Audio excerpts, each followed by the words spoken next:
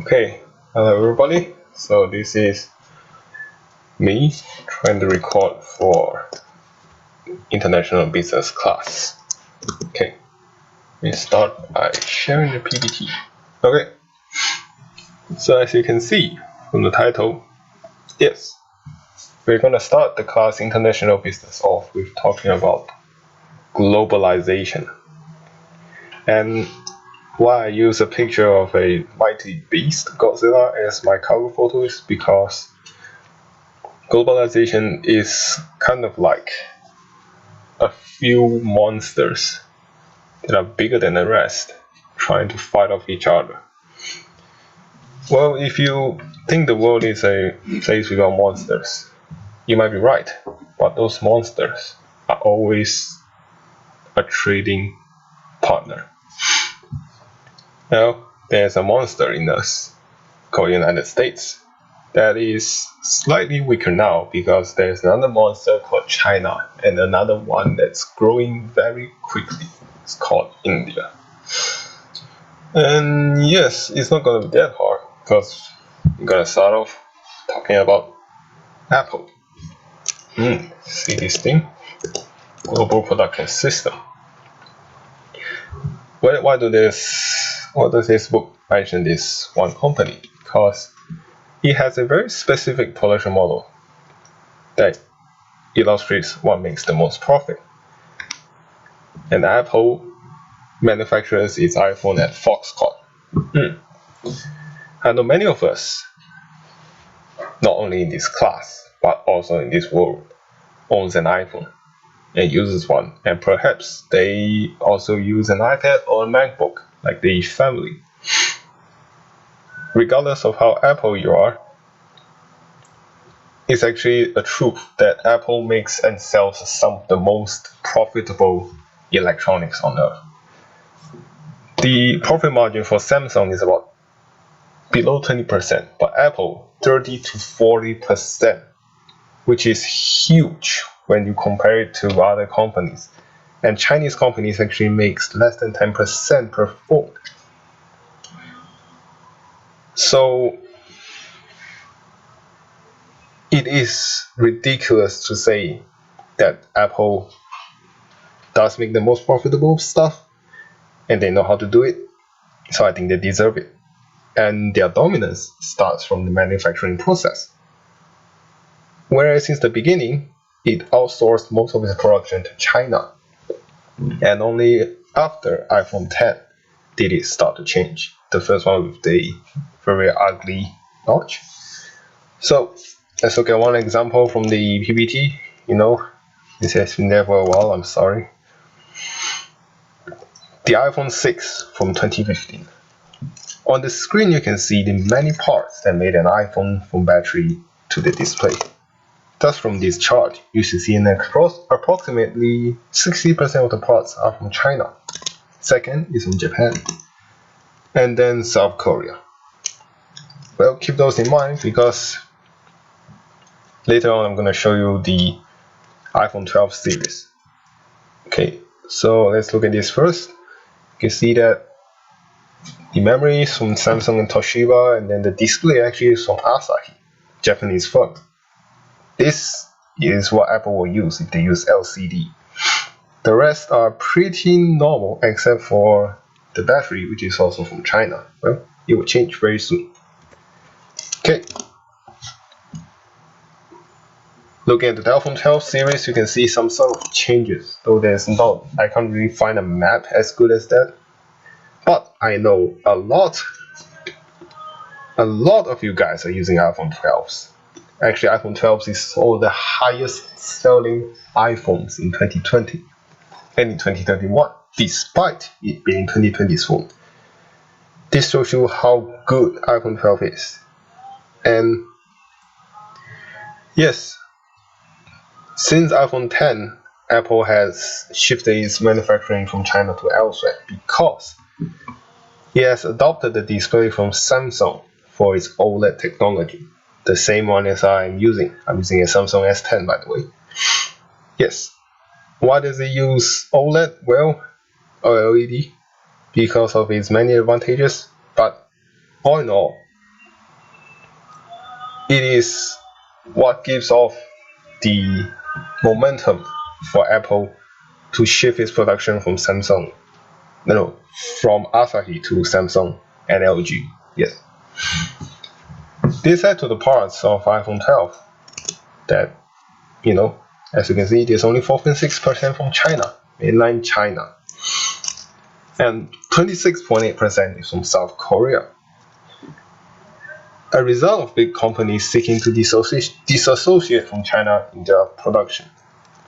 Yes, I have to admit that the textbook also mentioned the one key point to China's dominance, that is its ability to quickly adapt and develop the factories to make you all kinds of things you want. Like, for example, if you want to make a new phone, you will have to go to China, especially Shenzhen. Now, bringing all this back to the topic, China's rise is a direct result of globalization. Companies around the world want a piece of cheap labor cake that could make them the fortunes they want to see. Apple rode the tide and enjoyed the full success of globalization and production. Yet they have to move away from China due to political and demographical reasons. I believe the book's reason for using Apple as an example is that it not only exports China's untapped manufacturing power, but managed to keep its profit margin even if the production facility has to be moved around. It moved from China to India very recently. Then is the next, China. Okay, so quick question. Do you think Apple is making the right move to shift its production away from China? Well, I would say the short answer is yes, because Chinese labor costs are getting higher and their competition within China is getting fiercer and fiercer. Although Huawei has encountered a lot of setbacks by US government, it doesn't mean that there are no other companies that can replace Huawei. Huawei has the reputation as a premium brand like Apple, but there's no telling whether if Oppo, Vivo, Xiaomi, or maybe Poco is a sub-brand of Xiaomi, they have the asset to make it big. So I think it's the right move. Okay, so we go to introduction. Companies like Apple utilized globalization to its fullest of potential. That's why it's able to make billions despite selling not as many units as competitors. And if you have seen it before, behind the iPhone 8, it's made in China, designed in California.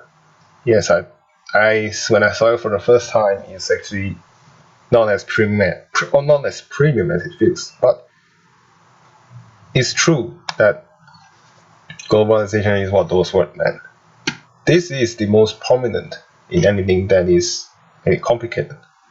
Anything that requires parts to be assembled would be very expensive without globalization's aid. Something as simple as an IKEA chair. The plastics came from moldings in China, and the wood maybe from Malaysia or Indonesia. The very cheap tropical forest timber. Antique chairs, on the other hand, they can be made in your own country by the very famous carpenters or artists, and they are called designer chairs, and they are priced very high. That goes to show the reason we can all afford cheap chairs is indeed globalization. What about globalization in services? Well, it's actually called workforce mobility. It's a norm in companies outside of Taiwan. Well, we don't really see that here, but just take customer service for example. I remember watching an online forum that discussed the amount of hate they had for Indian accent customer service that ruined their day. Because they don't understand a single word they're trying to say, or they're trying to say something and the Indian customer service will be like, I don't understand. Can you say that again? Yeah. For those who have been with us for a long time, you'll know that there's a Coursera teacher that is speaking very heavy Indian accent. Not many actually understand him. Anyway, customer service being outsourced to cheap nations is one factor. The other is that we often require 24-hour customer service to match the speed of things in modern age. This means globalization makes all things around us cheaper and faster, fundamentally changing the way we perceive the world. Remember, the reason we no longer listen to old grandparents' career advice is because of globalization. Working with an international workforce was no longer a last option, but a competitive way to bring out the best products and services. Issues related to this can be said as you are replaced by a more talented firm half a globe away. Cheaper and better it is for me to ship it halfway across the world. That's what globalization is. So, this chapter, we will look at how countries in the international regulatory field manage the regulations and laws. We will also discuss the resulting positives and negatives of managers exploiting the early flaws, big companies taking advantage of cheap labor, and how it is countered. Protest to institutions. Simple. Democracy. After this, we will look at if globalization harms or benefits national economies. I think it is rather obvious, but finally, using economic theories, we will see if all the outsourcing will benefit both sides of the party or it does not. Okay. So first off, what is globalization?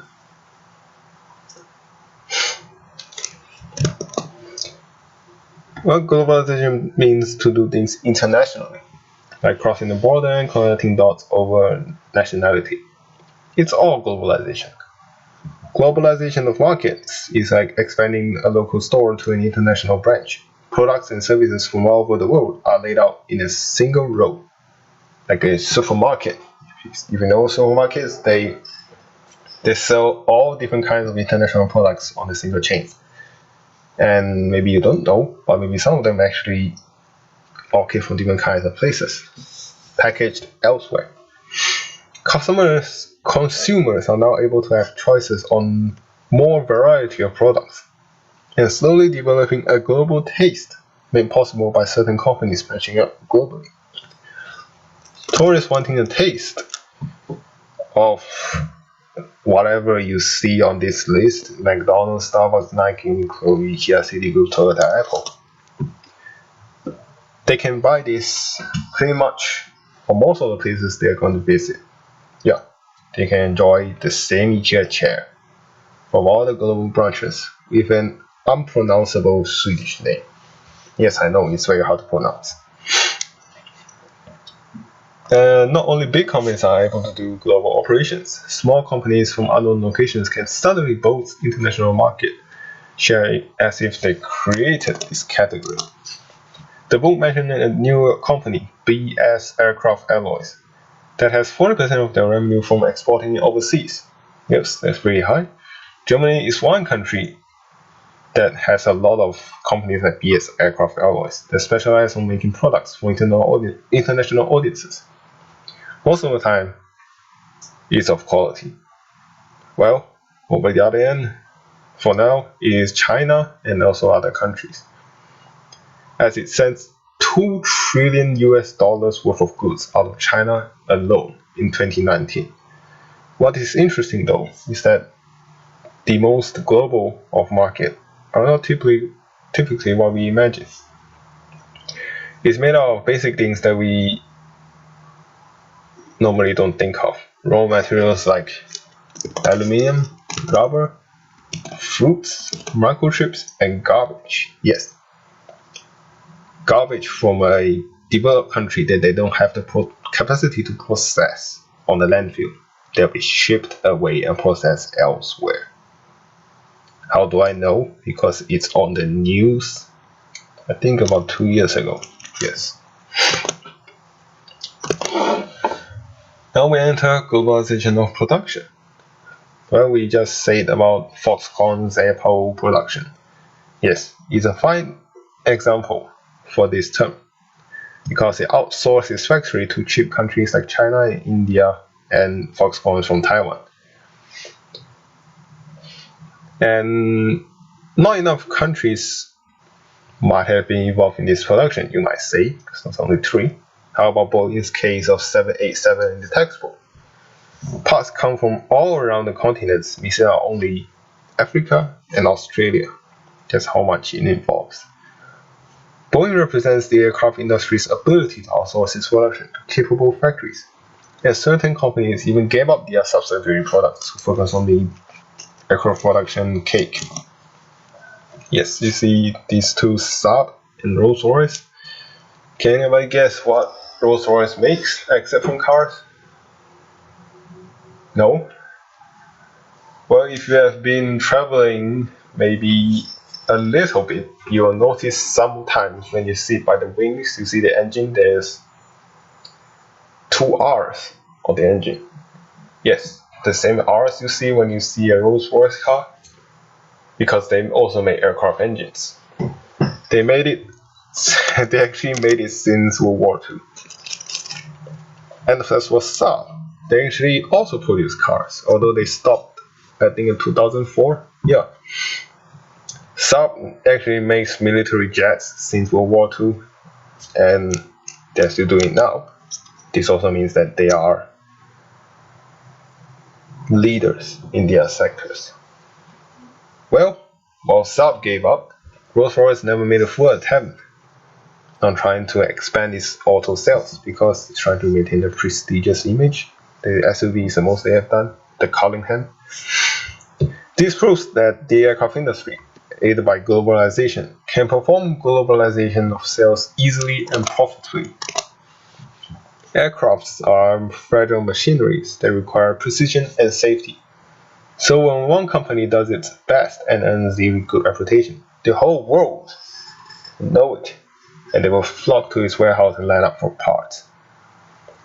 Boeing had experienced problems with this production method, as mentioned in the book, the quality check concern, and they tried to bring it back to the US for certain modules that has been problematic. Airbus should have this issue, but because of its production of location is on the same continent as its headquarters, it's easier for them to communicate and find out the problem. Yes, reason because Airbus was not any country's property, it's actually a joint venture of EU countries, France, Britain, Germany, and Spain, I think. Yeah. Why they do this? Because every single one of those countries have a good thing they are at.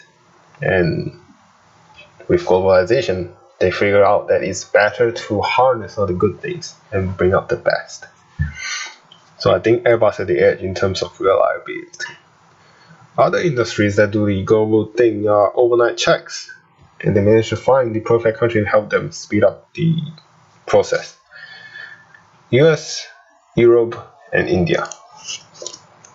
Both areas are almost half the globe away, and in the time difference allowed software engineers at one side to rest while the other worked on the same codes or same things. MRI scans also employ the same time difference checking procedure, meaning doctors in the US can sleep and wake up to the email of MRI scans done by Indian or poorer countries' doctors. Utilizing the speed of communication to perform global production certainly benefits the world as a whole, but it places some doubts on the ethnicity of outsourcing this operation, an issue that gave up to the institutions of global trade. Sad to say, Taiwan tries to enter one. So we enter the emergence of global institutions. With powerful nations trading favorably to their advantage, weak nations are getting picked on and suffer immense human rights pressure. This is the case for most countries right after World War II. Every country except the winners, USA, USSR, were literally destroyed by the war. Also, countries that were once colonized by superpowers are now free. For example, my country, Malaysia, and Indonesia, India, and a lot more actually, they all gained independence after World War II. All of these presents the perfect opportunity for those that are in good shape to do negotiations with them, and since they are the only superpowers left, they get the better in terms of negotiations. Though that didn't last for long, because people take notice, and it is democracy. So institutions were formed to maintain the rules in terms of trading, because it's been favoring them for such a long time. And the General Agreement on Tariffs and Trade, see the very old logo up here? Yes, that was the first to be created. And then after that, it branched out into forming more of these. And yeah, here are a few that's mentioned in the book. Take a look at it.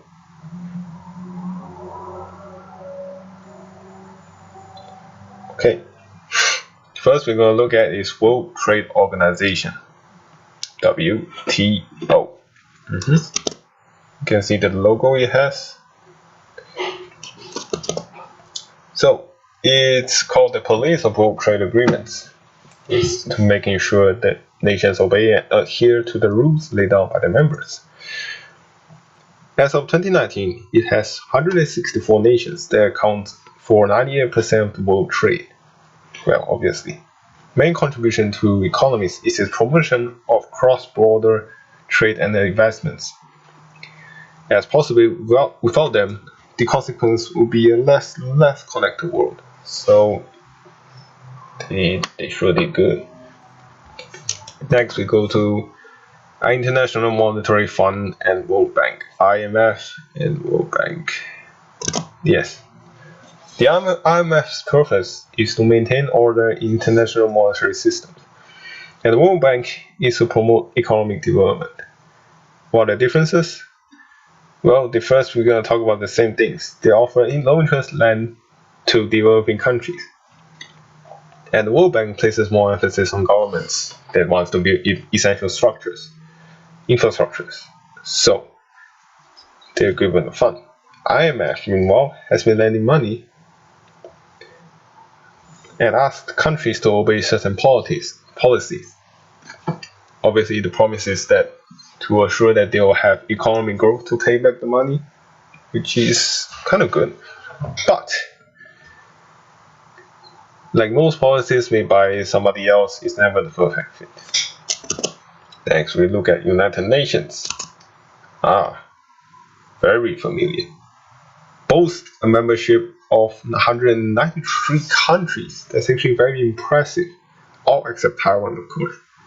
It is the most well-known economic institution thanks to its activeness in peacekeeping global operations, economically and unfortunately in war. One of the organization's core purpose is to promote members to aim for higher standards of living, full employment, and progression of economic and social conditions. Working closely with the World Bank, surprisingly, the US helped the world by eradicating poverty and improving the well-being of people. The UN hopes to use this as a leverage to maintain peace. They were also the ones behind eradicating global diseases. I think the first one they eradicated, I forgot the name. Then we go to G20. You can see a lot of countries on there. They are all in G20s. Consist of finance ministers and central bank governors of these 19 largest economies in the world. Members within the party represent 90% of the global GDP and 80% of global international trade. That is impressive.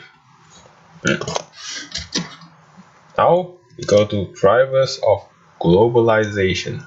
You can see there's a lot of things like this.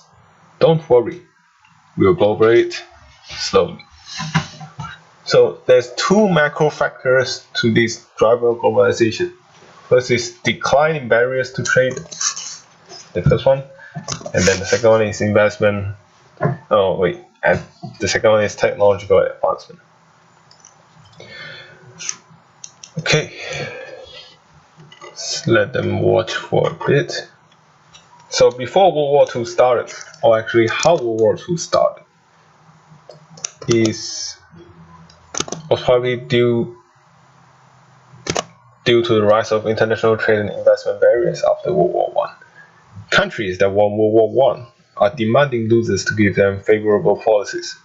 This spiraled Germany, the loser of World War I, if you guys know, to a huge economic depression that corrupted the German currency. They actually have to use a new currency in the next 10 years. And then the whole world goes into the Great Depression of the 1930s. It's a result of countries being lone wolves and raises barriers as opposed to negotiating a fixed rate. And in the meantime, Hitler rose to power with his proposed economic policies that brought back the German dominant racist spirit, Aryan spirit. And soon, World War II is all we can think of. But actually, to give Hitler credit, he did brought back Germany's economy. So he did make his promise true in that part. So, ending World War II caused the Allies in USSR to lose millions of lives on the barren lands of Europe, Africa, and Asia. What made World War II possible, obviously, is trading barriers, and they have to be stopped, or else the world will see World War III. This pushes countries in the West, not USSR, to negotiate treatments on fair trade and lowering the barrier. And the barrier is called tariffs, if you know, the stuff that we see on news. The almighty percentage that can make or break a whole industry. Table 1.1, Table 1.1 here shows the decline of tariff rates on multiple countries since the 20th century and into the 31st. It is the fruit of globalization and lowering and standardizing of barriers. European Union, is all of them. You can see the very familiar EU flag. NAFTA, North America Free Trade Agreement, it's these three countries. And another one, Association of Southeast Asian Nations, ASEAN, are some of the prime examples of countries forming an alliance, like mini WTOs. Yes, and actually, you guys will see a lot of Asians soon. Decline of barriers means more international deals, but according to Figure 1.1, the trade seems to have been pressuring the gross domestic output since 2003. Oh no. This implies three things. Sorry, I forgot to add that. First, more companies are acting like Boeing and Apple, diverting their production of parts to all over the globe in an attempt to drive down production costs and stay competitive with quality. Second, nations are becoming more reliant on global trading relationships, meaning losing it is their last option. Third, the world has become significantly wealthier, as GDP index should show. So more international deals means international companies could seek more markets to flood and cut their piece of cake more favorably. One example is the invasion of Toyota trucks in the North American car market. This truck right here, Toyota Tacoma, what did it do? It destroyed Detroit, the car giant town, and literally caused Detroit to go bankrupt. Yes, Asian companies invading home here companies have been sort of like what happened recently. This raises the bar of the competitive field to a height never like before, as you will meet tough competitions from people you might have never met in your entire life. Which raises the question, when is globalization at its peak? Trump won the election because he supports bringing jobs back to America, like a huge ass nuke. Because the strong globalization robbed America's manufactories to either be moved or shut down.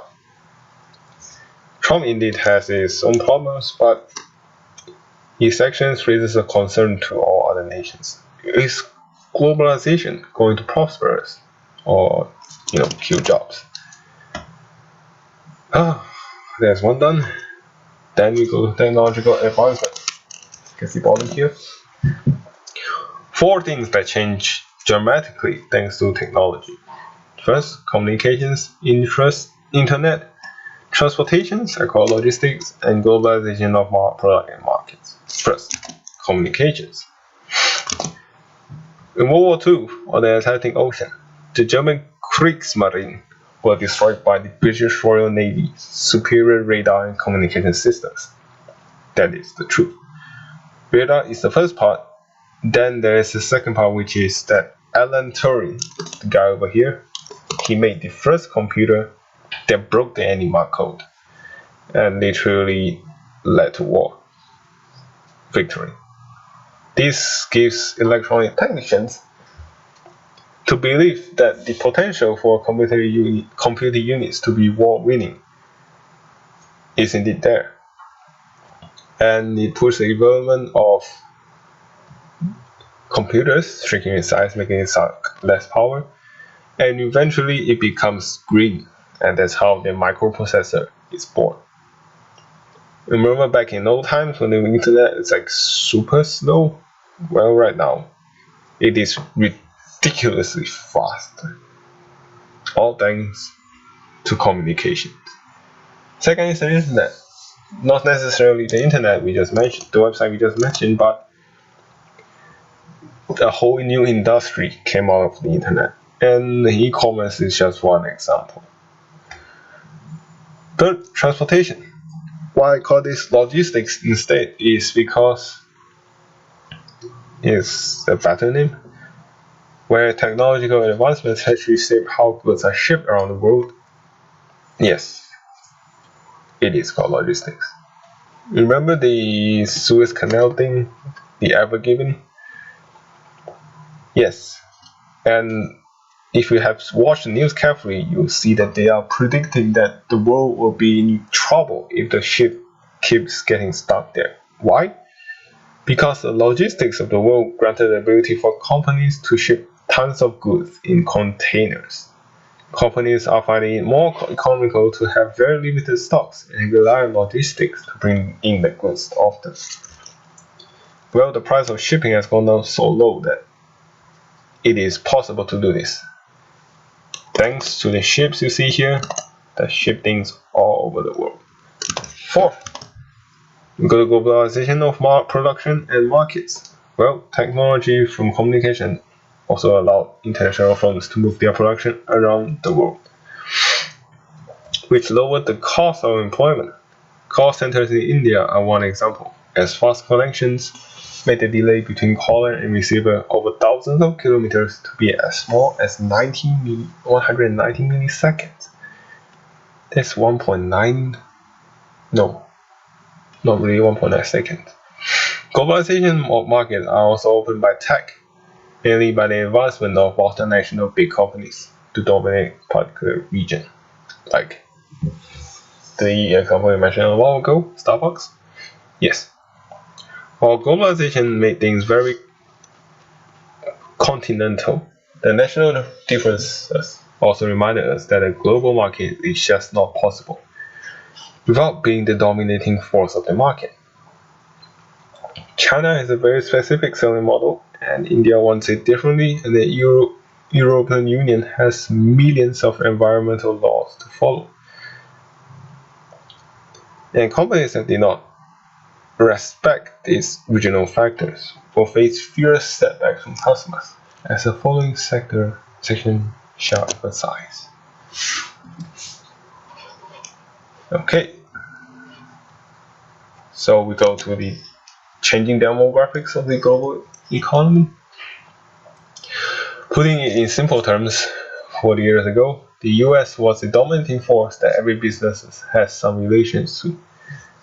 And in the silent Eastern Europe, USSR, they are suffocating people with dictatorship. And eventually it ended 20 years ago, it collapsed. When with it, nearly half of the world is freed from communism. This brought a huge wave of change that influenced the leaders of world trade as we see today. As one country repeatedly pops up, now instead of the USA, China. So let me ask you a question. If current trend continues, China may be the world's largest economy by 2035. Discuss the possible implications for such a development for first, the world trading system, second, the world monetary system, which is how they trade, what sort of money they use. 3, the business strategy of today's European and US-based global corporations, how will it change? 4th is global commodity prices. Shall I give you guys 4 minutes to discuss?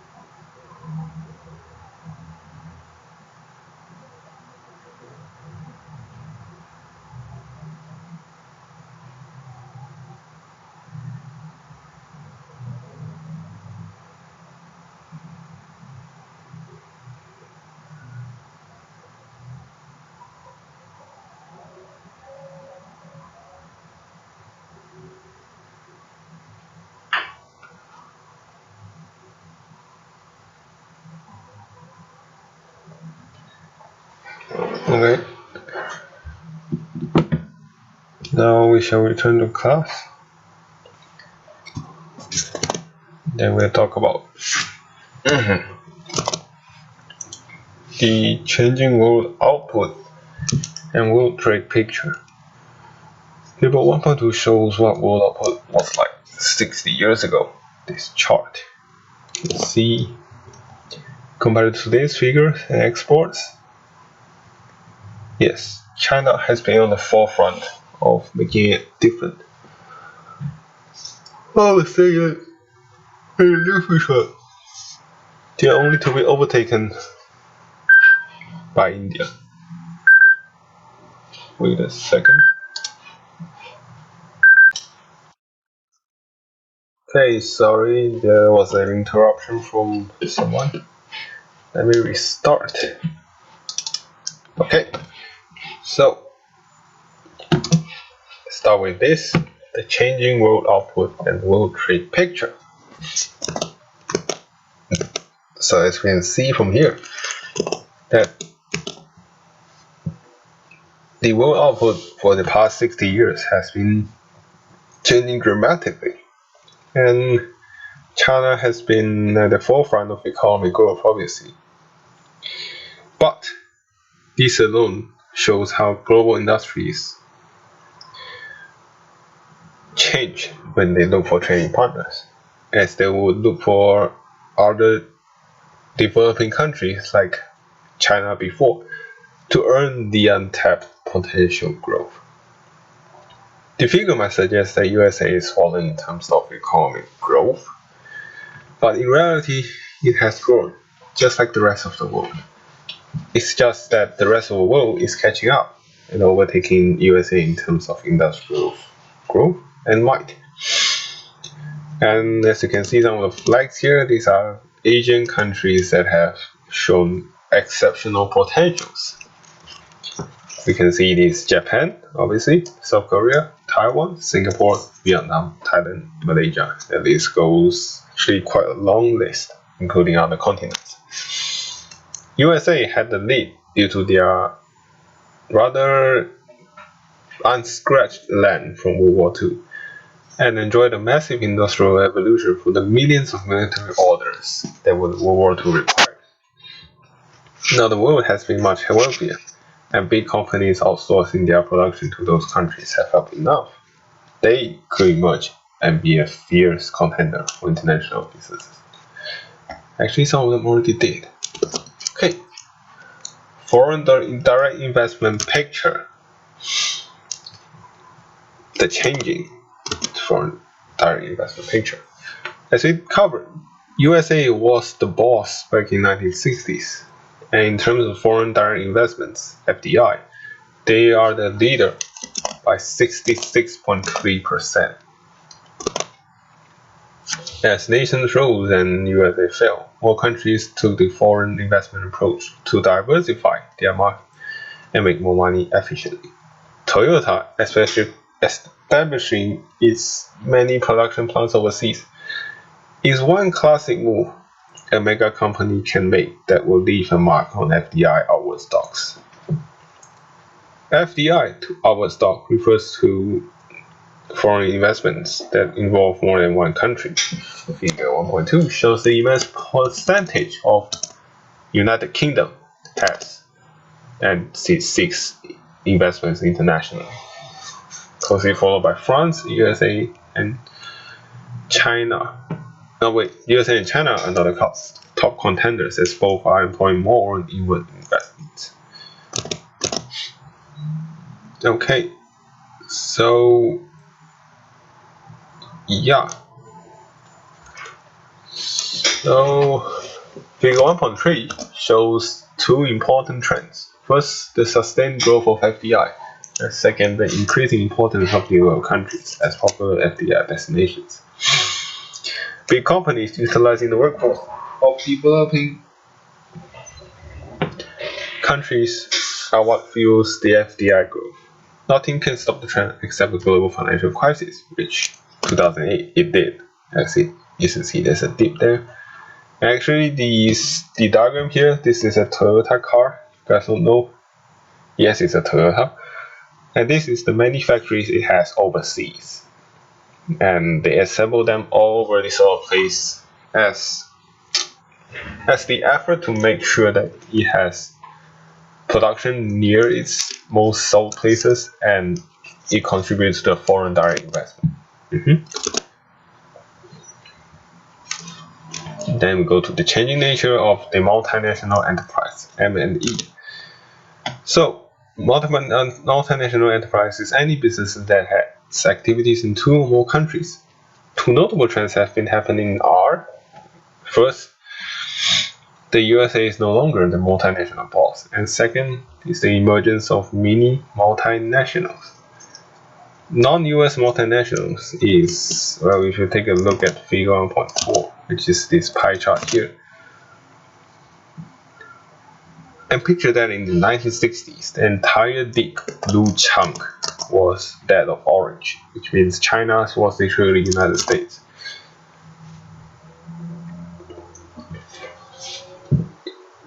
The rise of multinational firms not from the USA is certainly coming from this deep blue place. Like the example from the textbook, Dalian Wanda Group, a Chinese company that stretched its legs to $10 billion worth of global cinema distribution. Yes, this company right here. It is utterly unimaginable 30 years or even 20 years ago.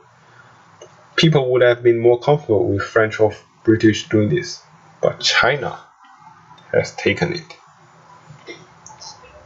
Then we go to the rise of many multinationals. When we think of multinational brands, we think of flashy and ginormous companies like Nike, Starbucks, Apple, blah, blah, blah. With the advancements of technology, namely logistics and internet, the requirements to be a multinational company has been really low in recent years. Duolingo, a company that we are all too familiar with, only had 400 plus employees, and their exams are world recognized. The textbook provides some examples I think also fits a multinational example, but I think Duolingo is still a modern masterclass in terms of software multinational company. And then we see this very interesting picture, the changing world order. Remember what I said about USSR and its collapse? Turns out it was the biggest economical event between 1989 and 1991, because the many countries that were under Soviet control are now free and independent, as a total of 15 republics are formed from the ashes of USSR. As you can see from this chart, the history of USSR. First, 1920s to 1930s, the former USSR, Soviet Union, formed, and under the leadership of Lenin and Joseph Stalin, they together sort of used communism and dictatorship to form Soviet Union. 1930 to 1960 is the growth of USSR. As you know, World War II happened and Germany lost, and so they gained all this land you see at the background for themselves. Yes, that's about 50% of the world land. And during 1970s to 1990s, the west side, which is the side that's not inside this red chunk, overtook USSR in terms of economics and development. Yes, this is why communism is slowing countries down. And in the end, they fall. And 15 republics, as I've mentioned, are now 50 more countries. Even though most of the countries of the world are freed and they are free to do whatever they want, the success story is still only around a few, namely Russia and Poland. The main point of this collapse is a major turn of tide on government policies and the embrace of free market policies and economics. And no surprise, both of which communism of USSR has been a major demotivator of it.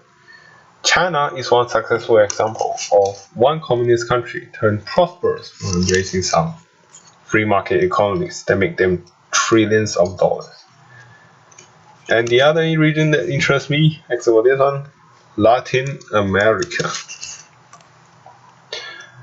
Namely Brazil, Mexico, and Chile.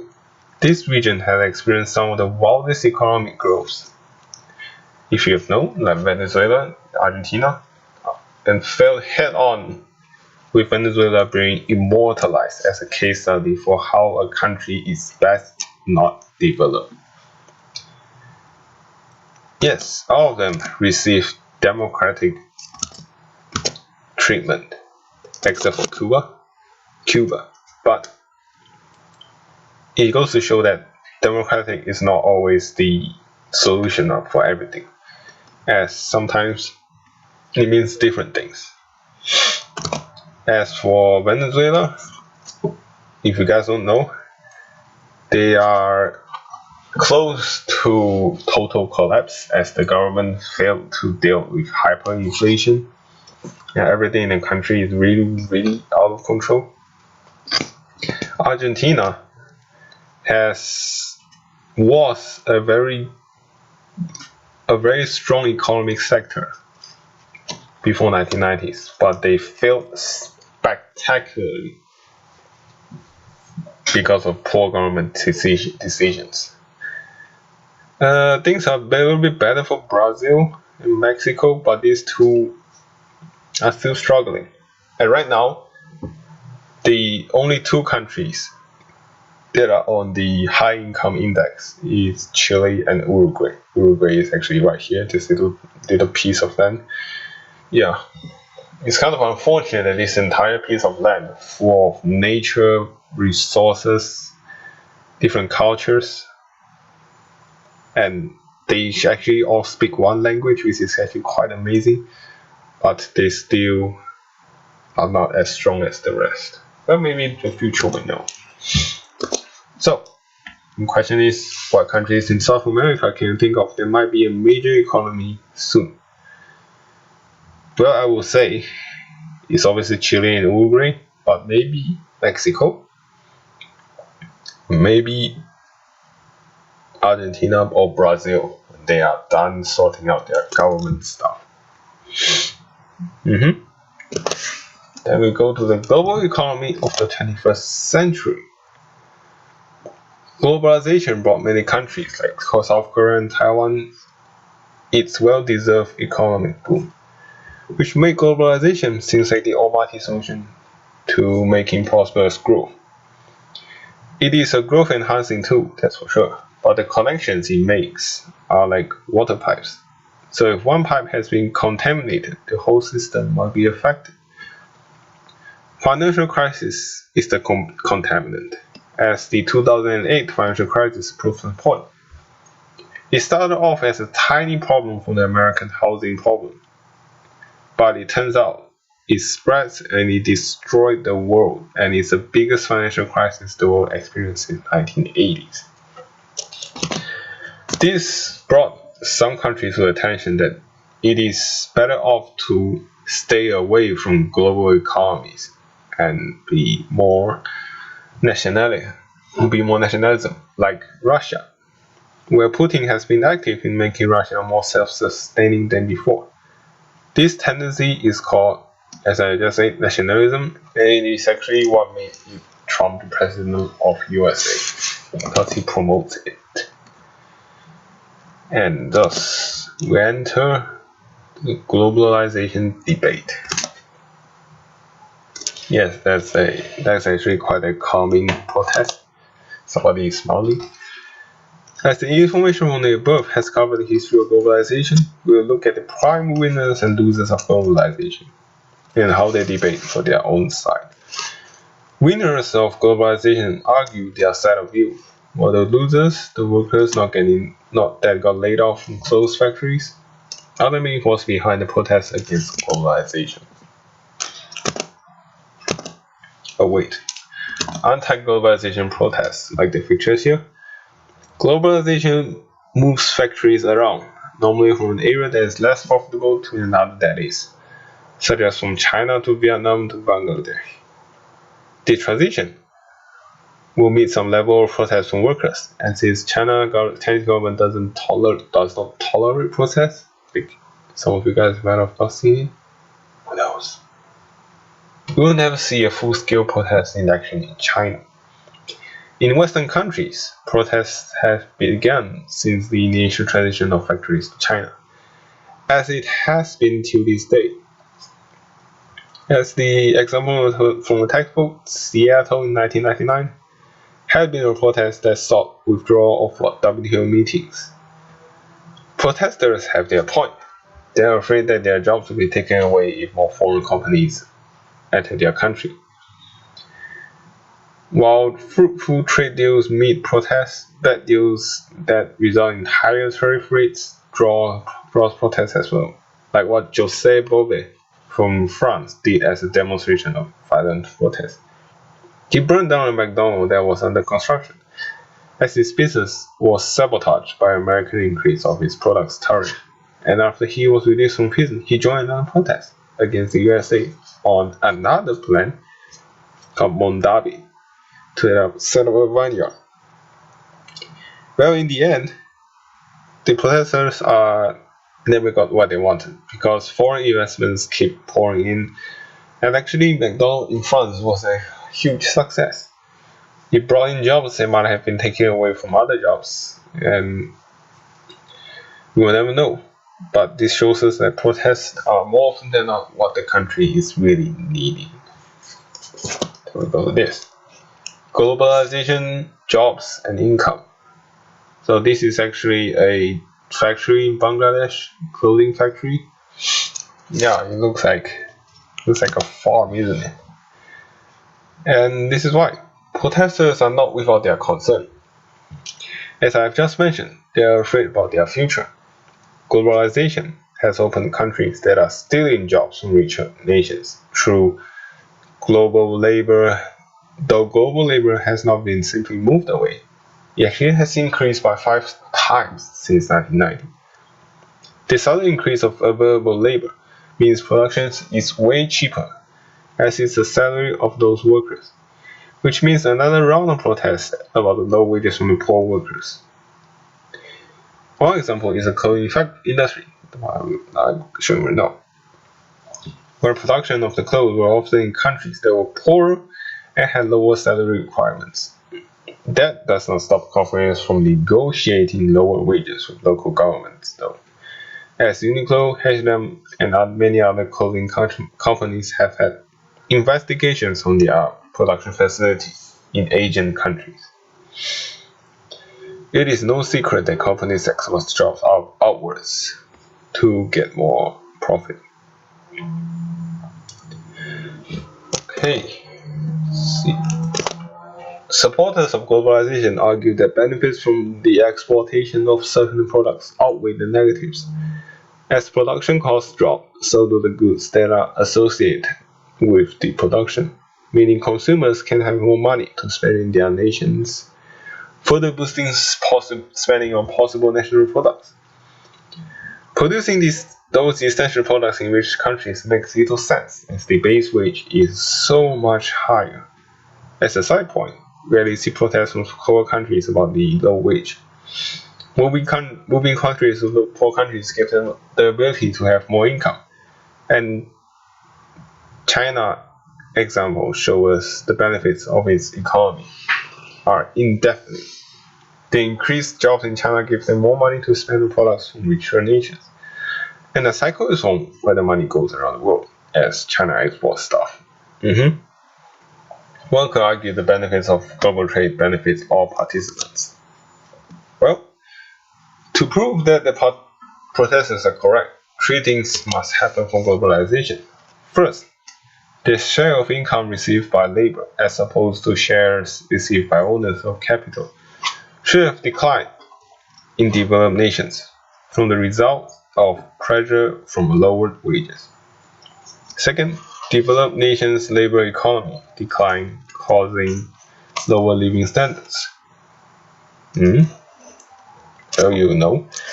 Third, the decline in labor's share of national income must be due to relocation of production to low-wage countries, not from advancement of tech and productivity. And those things did not happen, according to several studies of economists. Yes, it all sounds very logical, but it didn't happen. Starting off from something that is indeed true. The share of labor in national income has declined, but detailed analysis shows that national income by skilled labor has actually increased. This shows that the foreign labor's share has been due to the decrease of unskilled labor. As one study from the IMF suggests that the gap between unskilled and skilled labor has widened by 25% over the past 20 years. Unskilled labor jobs has been in top competition since the globalization effort has opened more opportunities for other countries. As for living standards, it has been on the rise, as income level has been increasing and not decreasing. Just that different rate of increase between the rich and the poor in developed nations has been favoring the rich. Still, the argument that living standard has not been growing due to globalization is not true, because, as I have just mentioned before, income level has been increasing. Inflation is always increasing. That point from above, the kind of labor share not caused by advancement of technical productivity. Well, for unskilled labor, it has been the case because automation in production line has been created to replace unskilled laborers. They are occupying a spot that will never be as productive as a machine can be. To compare it, 100 workers standing in a line packaging goods will be a waste of wage if a single machine can do the job for as long as it works. This is why unskilled labor's demand drops, and skilled labor's demand is on the rise.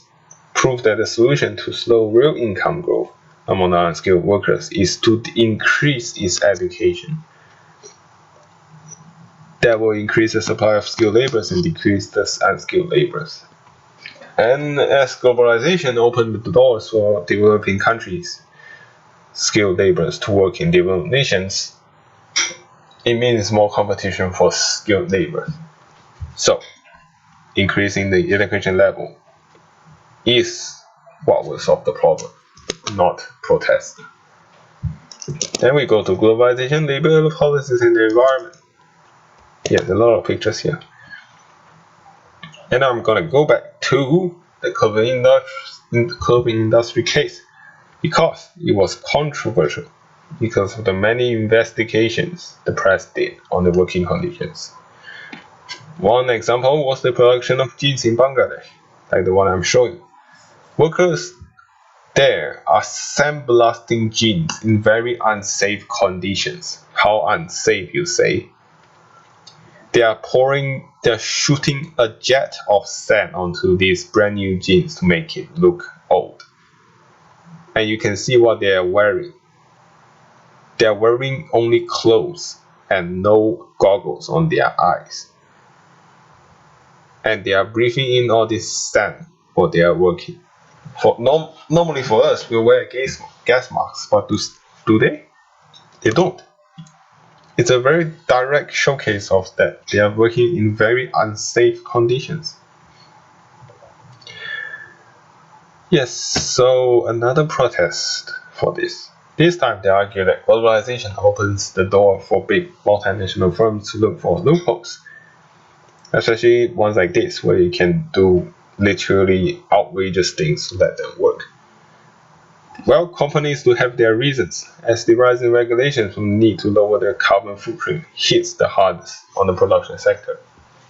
So to continue offering lower cost stuff, it will be natural for them to find a place where no regulations of such exist, so they can do whatever they want.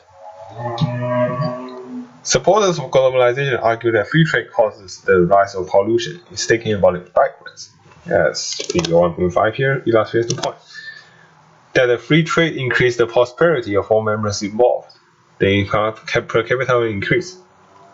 And so will the pollution level of most pollutants. But trapping deadly chemicals from entering the river system and filtering out the air from production funnels, they all require technology and require money. So, global warming protests argues free trade are thinking about the problem backwards, as in reality, free trade gave countries more capital to exercise reduction of pollution. For this graph, it says the 8,000 US dollar marks the end of the curve where the pollution preventive measures will catch up and suppress the emissions of pollutants. However, one pollutant seems to have been on the rise as income per capita increase ignoring the curve: carbon dioxide. Carbon dioxide pollution comes from all kinds of places, and most notably is the use of combustion engines and air converters in air conditioning. That is why growing the economy is not a solution to cutting carbon footprint. Regulations is. As an after-product of free trade, countries are more willing to open up and talk about deals to complement each other, environmental talks being literally one of them. Numerous UN-sponsored talks have been in place for countries to commit to a sustainable future. All it takes is for the country representative to be willing to commit. And you can see this picture here. Trump famously quitted Paris 2015 because he does not like the profitability that these talks, the environmental talks of Paris 2015 provides. Well, he's not wrong, because his ideology was great power mentality, because America was able to do this for the time before, but he felt as if he has to comply with the other nations. As I say, these sort of deals are never profitable. Sustainability deals were never profitable. That is why businesses have the tendency to try and see if they can dodge the environmental deals. And this is especially prevalent in the sort of superpower economies like USA, and China has been the one that followed. One example has been the fishing industry, namely how and where each country can legally fish. I'm not saying that China is the only one that's overfishing in illegal fishing grounds, but most of the time, the ships are from China. The textbook did mention that the possibility of better income per capita and ethical management could stop the business practices like overfishing, but I think there are certain industries that are just impossible for them to follow. As for fishing industry, you can look at this picture. It has been developing, and it will most likely not stop until the fishes are all gone. And then we go to globalization and national sovereignty. Oh, wait a second.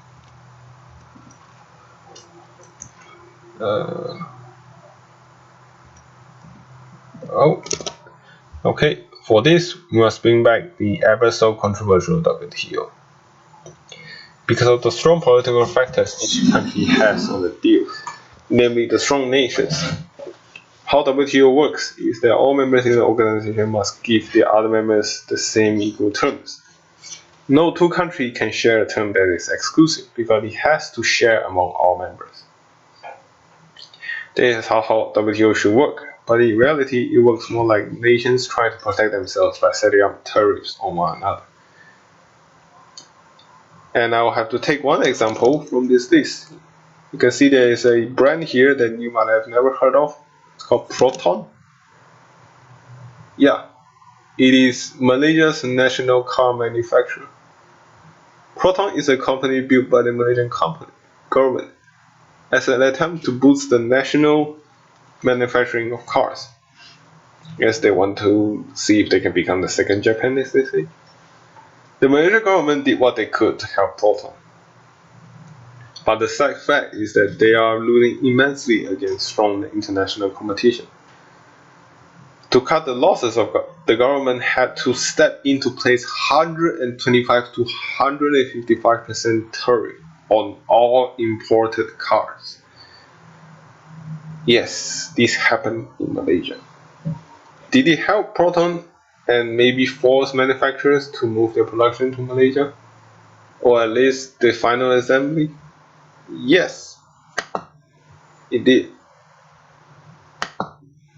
But it also creates this situation where Proton cars are so bad due to a level of competition that nobody wants them outside of Malaysia. It shames me because, as you can see below, there's a flag. This is a Romanian flag, and beside it is Romanian car manufacturer that is actually quite similar to Proton, but it is not government backed. It's called Dacia. And Dacia is actually able to compete well with Europe manufacturers and make great cheap cars. Yes, they are able to compete with Volkswagen, Peugeot, and others. And this is what Proton can only dream of, because they can't even sell outside. Even in Malaysia, they are losing to another local manufacturer, Perodua. This one. Yeah, my point is, political influence business practices is never a good thing. WTO was supposed to act like a free trade manager. Yet it feels like it is allowing countries to set up ethical barriers to protect certain industries. The WTO should allow countries to look for unethical trade terms and solve them to keep free trade as fluid as possible. What it is doing right now is to have superpowers deciding what gives them the most advantage. I would say Proton was a huge mistake, and they should be protected under national trade terms. Never. Like what we learn in economics, free trade will decide how and when a country is best suited to produce cars. So my question is, should nations protect their national industries? Why or why not? I'll give you 2 minutes.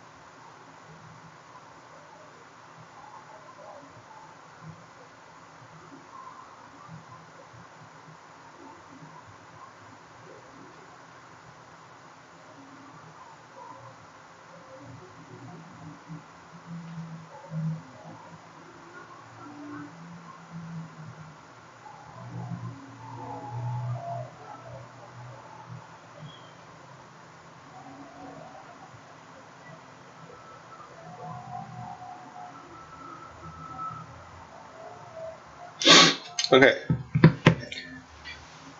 Now we continue to globalization and the world's poor. Yes, this is that page. Well, the critics of globalization are still at it. This time they are arguing on the impact of globalization on the poorest of nations, and enhancing the gap between the richest and the poorest. The part about widening the gap, well, that is true. As the world's rich are getting richer, the poor are getting poorer. This encompasses the GDP per capita figures internationally, like how much Somalian makes in a year. Earning it in Norway is possible in less than 3 days. Actually, Somalia is the poorest nation. Globalization does give the richer nations the ability to grow richer, but it does not imply that other nations are not able to catch up.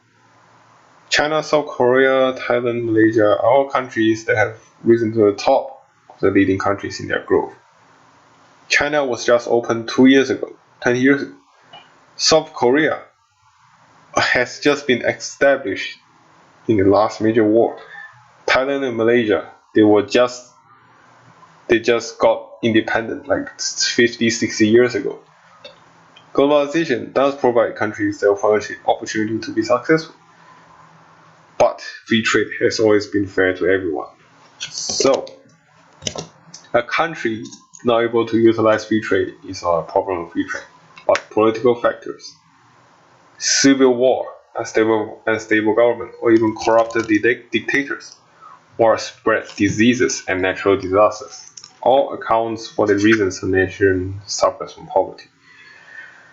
North and South Korea, just one example, that can be different with or without free trade. North Korea actually had the industrial and natural resources to be more successful than the South, but, well, we all know what happened. Yeah. While the poorest nations are held back by those visions, some countries have been improving, like in Africa, but they failed to pay off the debt as it racked up from all the construction projects that it has been collaborating with superpowers, which is, for this case, China.